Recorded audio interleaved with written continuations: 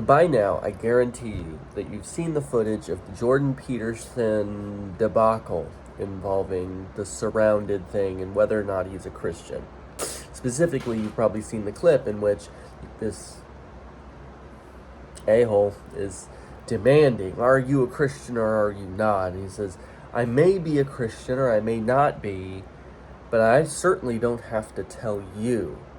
And most people have taken that as an explicit denial that he is a Christian. And there's some reason, there's some merit to that claim. However, I want to take a slightly different keel on that in accordance with something that I've talked about before.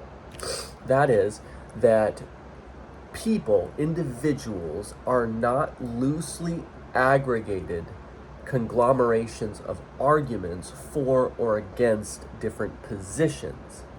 They're people with past historical experiences.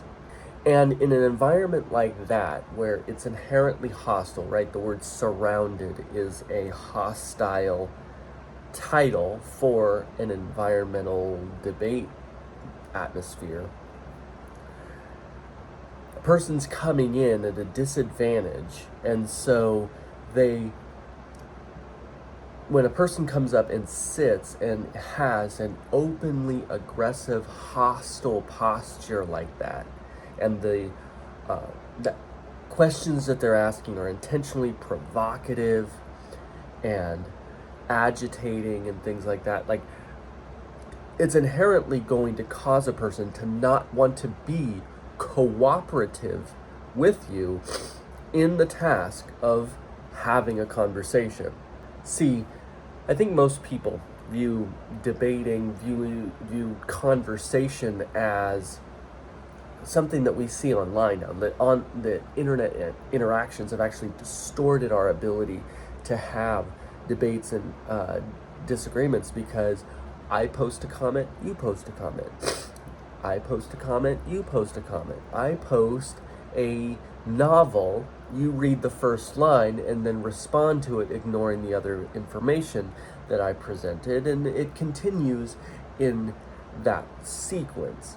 But in person, face to face, there's a lot more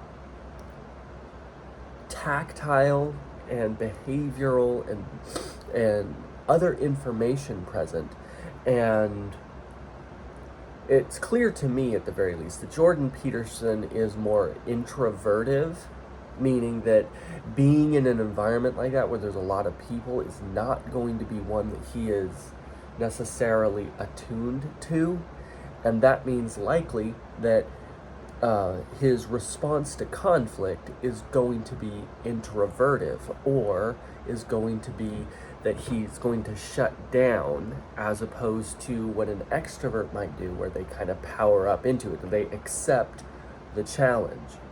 This is really, really important. If you want to be a Christian, you want to try to be evangelistic in the people, in the environments that you find it, with the people that are around you, that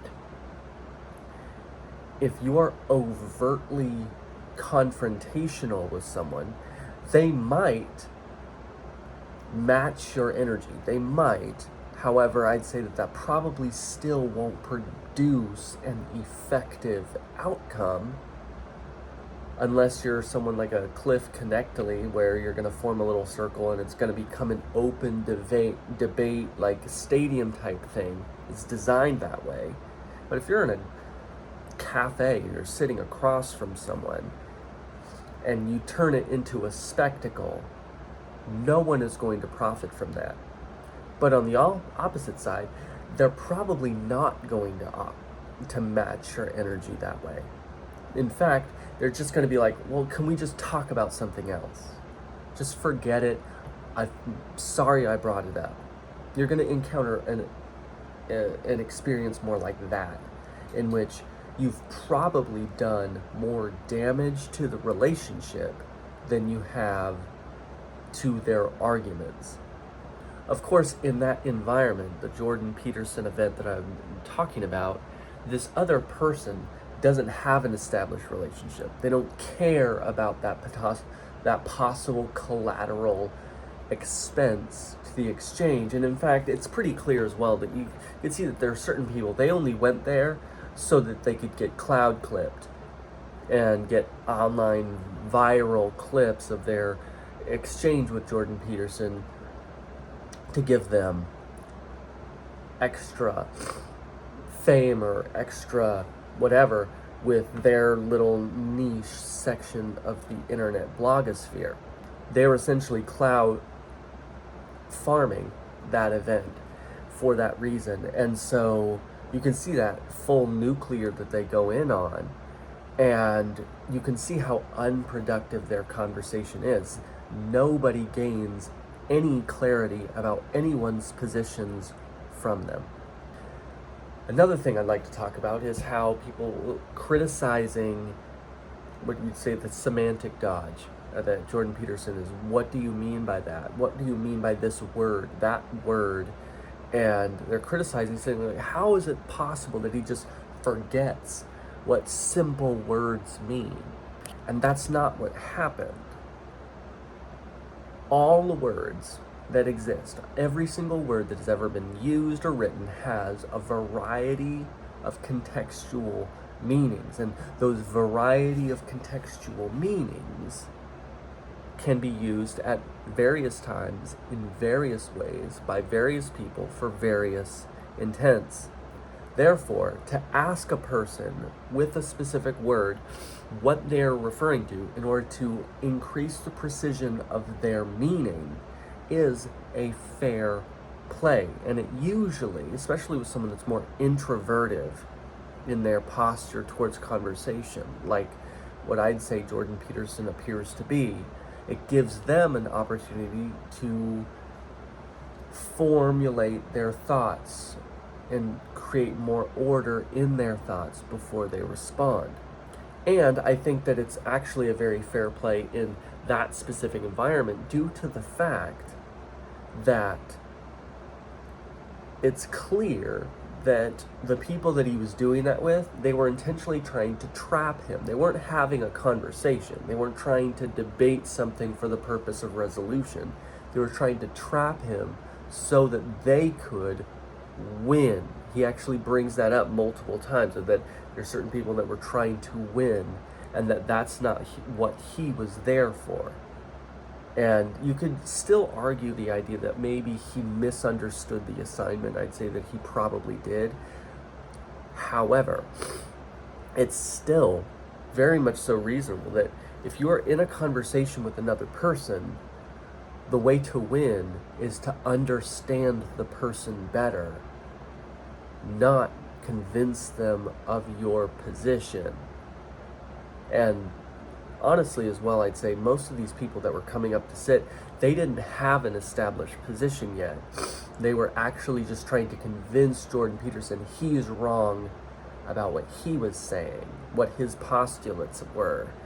And just, you're wrong is not going to be an effective debating motivation when you are in a conversation with probably anybody, but especially not someone that is personality aligned, introverted like he is. The reason I bring all that up is that the postulates he presents are probably true most of the time. The idea that atheists don't necessarily understand the thing that they are denying the existence of is maybe the most defensible of them all.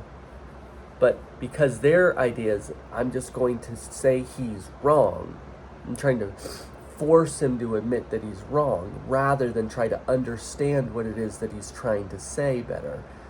They all ended up not really saying a whole lot, and nobody ended up really understanding what it was that was really being said by it. Or the idea that atheists worship something is a very easily defensible claim from any theological position, not just necessarily the Christian one, but from virtually any theological position, based on what the idea of what worship means: servitude, dedication, devotion. And so they're very easily defensible. But they weren't really granting or giving any sort of benefit of the doubt to these things. They just wanted to make another person that they've seen on the internet, that they've developed external hostility towards for other unrelated reasons. They wanted to vent their liver essentially against that, rather than actually try to discover and learn and understand. And that is why that episode of Surrounded was so unproductive, and why it was so unsatisfying to watch as a viewer.